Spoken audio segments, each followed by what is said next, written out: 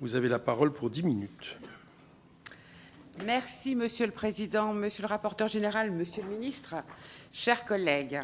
C'est en novembre 2020 qu'a été lancée une large concertation, le Fontenoy du Maritime, avec l'objectif de renforcer la compétitivité du pavillon français et plus généralement la place économique et industrielle maritime française.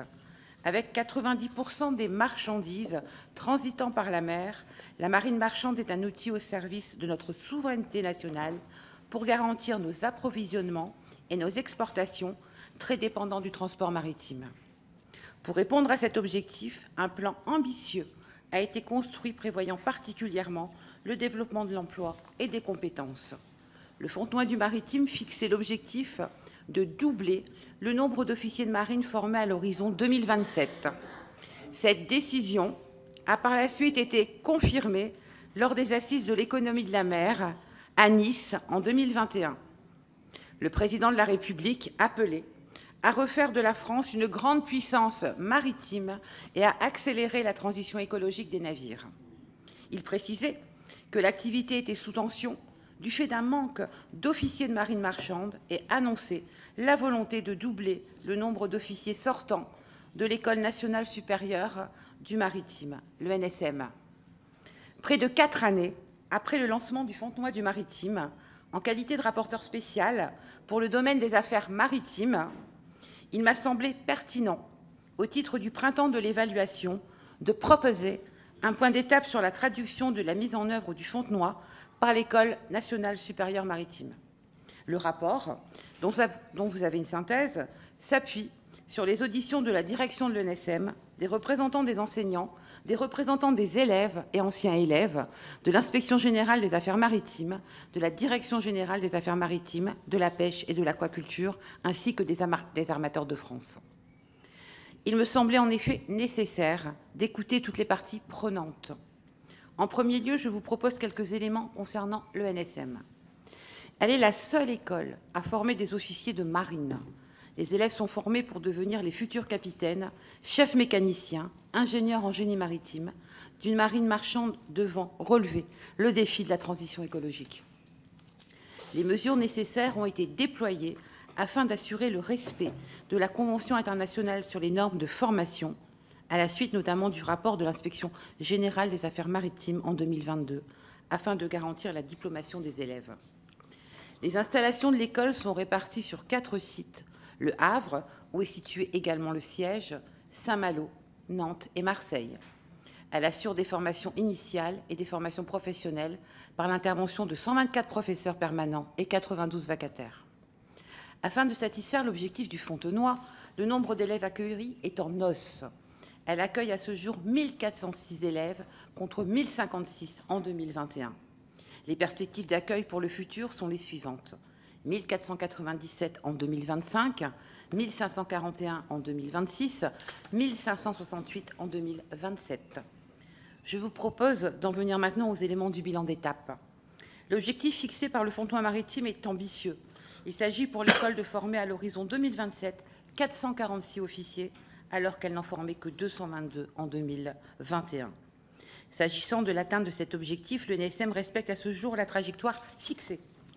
En 2020, 222 officiers de marine sortaient de l'école. En 2024, ils seront 348. En 2025, 398. En 2026, 425.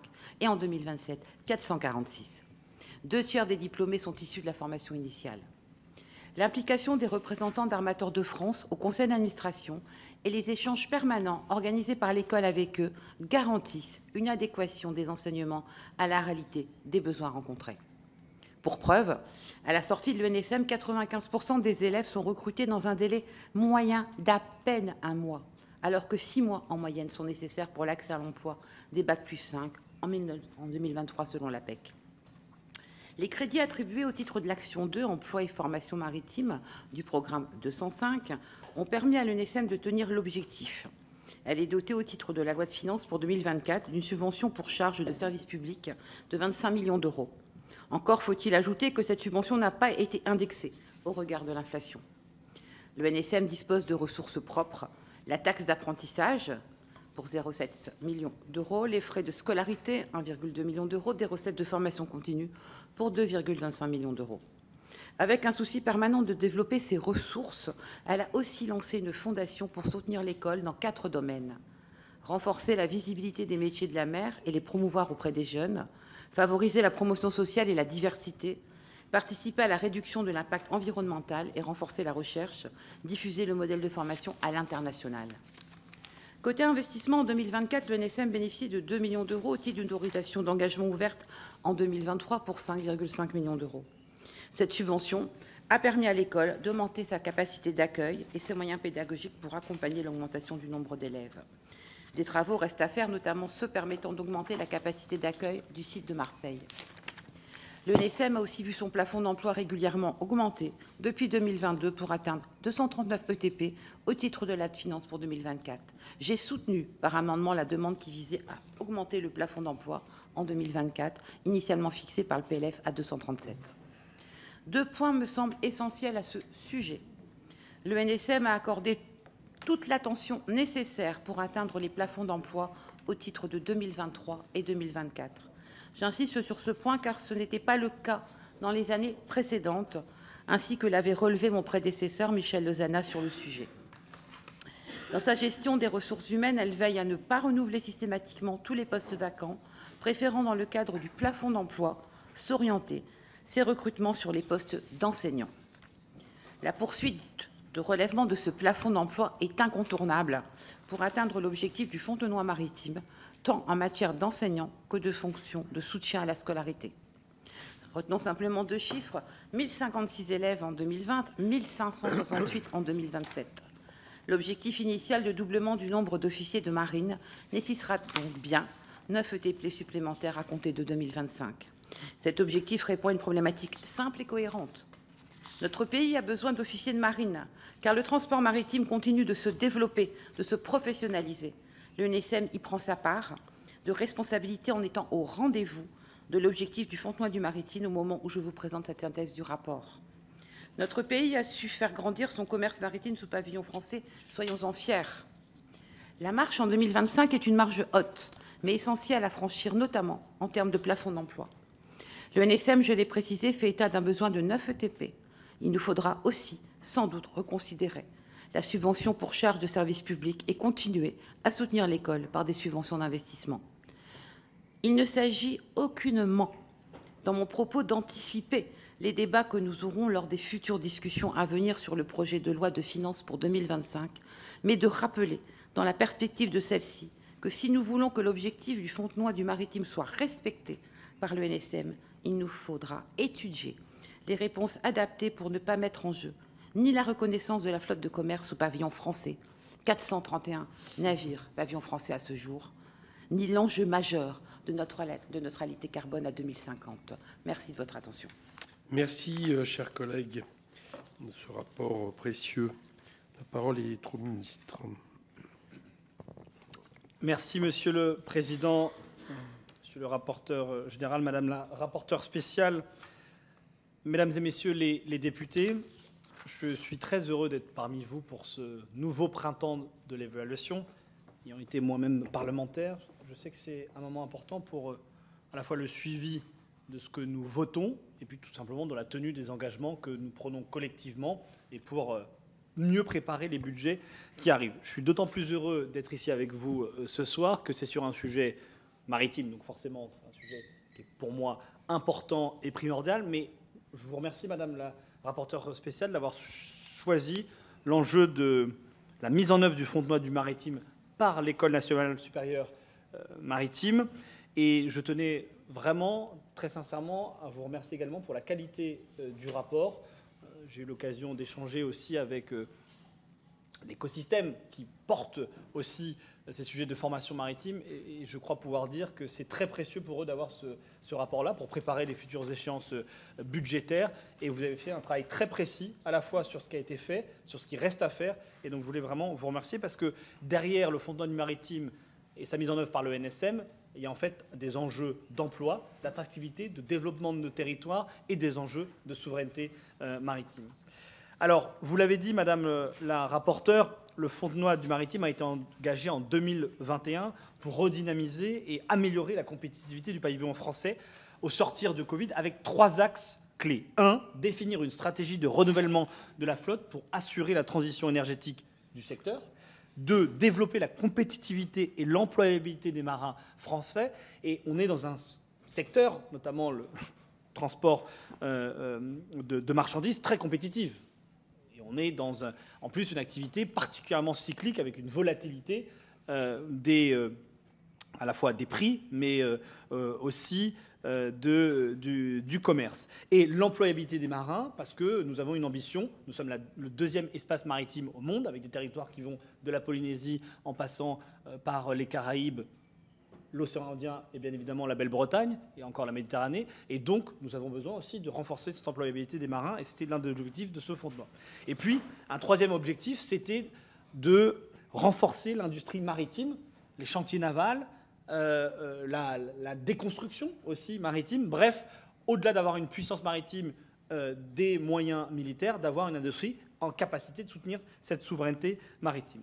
Et donc cette concertation inédite, vous l'avez dit Madame la rapporteure, a permis de développer un plan d'action pour conforter notre position dans le commerce mondial, dans le secteur économique maritime. Et nous avons pris l'engagement, et ça a été fait par, bien évidemment, la voix et l'initiative du président de la République, de doubler en 2021, ça a été l'engagement qui a été pris aux assises de l'économie de la mer, de doubler le nombre d'officiers formés par l'ENSM d'ici à 2027, en passant d'un peu plus de 200 diplômés navigants qui sortent chaque année à 450. Et cette trajectoire, elle n'est pas issue simplement d'une volonté présidentielle, même si elle est initiée par cette volonté-là. Elle est le fruit d'un travail, d'une concertation avec tous les acteurs, et elle s'inscrit dans la dynamique de reprise de la flotte de commerce française à la suite du crise du Covid et du retard en termes de recrutement qu'on avait observé avant la pandémie. Et puis, elle est aussi issue des études prospectives réalisées par les armateurs, aussi bien au niveau national qu'international, et appuyées par les services de mon ministère, notamment de la DG AMPA. Alors, je ne vais pas être très long sur le sujet de la mise en œuvre parce que vous l'avez parfaitement explicité, mais je voulais revenir sur peut-être 3 éléments importants. 1, nous avons tenu et nous tenons le calendrier. C'est-à-dire les engagements qui ont été pris sont tenus en termes d'ETP, en termes de moyens financiers et en termes d'élèves qui sortent de cette école. 2, nous avons tenu, bien évidemment, le calendrier en termes d'investissement et de moyens déployés et aussi de restructuration, parce que vous l'avez dit, cette école, c'est issu au fond de 4 sites qui se sont restructurés. Et donc l'ENSM respecte aujourd'hui cette trajectoire qui doit conduire à son doublement du nombre d'officiers formés. Et donc nous allons déployer dans le cadre du contrat d'objectifs et de performance de l'ENSM cet objectif prioritaire, et nous allons le faire avec aussi plus de 150 actions qui sont assorties d'indicateurs de réalisation précis. Et si je pouvais résumer le contrat d'objectifs et de performance de l'ENSM, il se résumerait à 3 choses. 1, doublement d'officiers. 2, la gouvernance, la restructuration de l'école autour de 4 cycles. Et 3, eh bien, la mise en œuvre de nouvelles matières, notamment sur la transition énergétique, sur des nouveaux carburants et, au fond, sur l'adaptation des métiers à la transition écologique et énergétique, et l'implication aussi du secteur privé dans, vous l'avez parfaitement indiqué, dans le financement et dans également la mise en œuvre de ces actions de l'ENSM. Et donc, mesdames et messieurs les députés, en termes d'engagement et de moyens financiers, nous étions engagés à l'augmenter, et donc je peux vous dire aujourd'hui qu'entre 2021 et 2024, c'est 40% de financement en plus, 40% d'augmentation de la subvention pour charges publiques qui ont été déployées, et on est passé donc de 18 millions à un peu plus de 25 millions, et on sera à 27 millions en 2027. À côté de cela, parce que je sais que vous y êtes particulièrement attentifs, mesdames et messieurs les députés, c'est qu'au-delà de la subvention pour charges publiques, nous avons aussi augmenté les ETP, parce que derrière, il faut des femmes et des hommes qui mettent en œuvre ces moyens supplémentaires. Et donc, c'est 5 ETP en plus en 2023, plus 2 en 2024. Et je remercie Madame la rapporteure d'avoir porté avec d'autres députés des amendements qui ont permis d'avoir ces 2 équivalents temps plein supplémentaires. Vous l'avez évoqué, 2025 marquera là aussi une marche importante avec une nouvelle augmentation du plafond d'emploi à hauteur de 9 équivalents temps plein, mais aussi la mise en œuvre de ce contrat d'objectifs et de performance qui demandera, et vous l'avez évoqué, sans préempter les débats budgétaires, des moyens supplémentaires, en tout cas un ajustement en fonction de cette trajectoire que nous avons définie en 2021. Alors, mesdames et messieurs les députés, nous le faisons aussi parce que, et je voulais vraiment saluer ici Frédéric de Moncani, le président du conseil d'administration, et François Lambert, le directeur général de l'école. Nous le faisons parce que pendant les 3 dernières années, il y a eu vraiment un sérieux budgétaire qui mérite d'être salué et une attention à la maîtrise des dépenses qui nous permet de continuer à investir en toute sérénité et donner des moyens aux élèves, aux professeurs, à tous les encadrants que je salue ici. Dans le cadre de au fond de ces augmentations de moyens budgétaires, nous prévoyons également, et c'est ce qui a été déployé, des mutualisations pour optimiser son organisation et répondre à la demande du corps social dans la gestion des priorités de l'école qui ont été trop longtemps négligées. Donc vous le voyez, Madame la rapporteure, nous sommes au rendez-vous de nos engagements sur le calendrier, sur les moyens financiers, sur le personnel, et nous allons continuer à déployer cette trajectoire ambitieuse grâce au soutien des députés comme vous et de l'Assemblée nationale dans sa globalité pour faire de la France un territoire qui profite et qui, au fond, embrasse vraiment son destin maritime.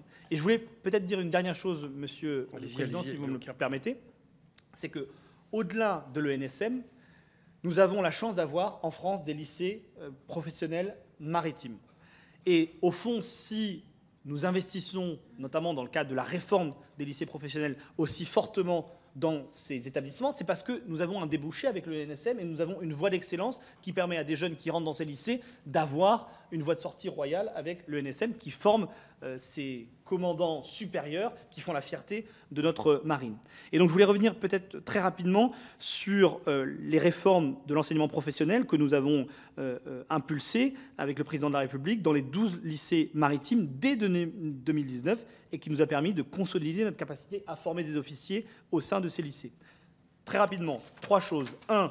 Nous avons renforcé la formation des baccalauréats, dont le niveau de brevet reste inférieur aux besoins exprimés par les amateurs effectuant une navigation internationale. 2. Nous avons créé des nouveaux diplômes comme le BTS mécatronique navale qui permet de former aujourd'hui dans 2 lycées maritimes, à Paimpol et à Nantes, des officiers de machine pour ces navires imposants. Et 3. Nous allons créer un BTS pont pour conduire nos élèves au niveau officier passerelle en 2 ans post-bac. Il s'agit là de formation monovalente. Et pour continuer à accélérer cette ambition pour la formation d'officiers, nous allons aussi simplifier les exigences de formation d'officiers en réduisant le nombre de certificats spécifiques aujourd'hui prévus. Et nous allons continuer d'améliorer la promotion sociale au sein de la marine marchande en facilitant la formation interne des marins au sein des compagnies pour leur permettre d'atteindre un niveau d'officier. Et nous allons enfin favoriser les passerelles avec d'autres navigants comme la marine nationale ou les sportifs de haut niveau pour la validation des acquis de l'expérience. Donc vous le voyez, mesdames et messieurs les députés, madame la rapporteure, monsieur le président, nous avons tenu nos engagements, nous avons tenu nos promesses en termes de calendrier et de moyens financiers. Nous le faisons parce que nous croyons en l'avenir maritime de notre pays, parce que nous croyons dans cette flotte de commerce, parce que nous voulons avoir une stratégie économique maritime dans le cadre de France Mer 2030 que j'ai déployé en 2024, qui s'appuie sur une flotte, sur des moyens et des marins, sur une industrie maritime et sur des formations qui sont adaptées à la transition écologique, à la transition énergétique et à la nécessité de construire une puissance maritime. Je vous remercie.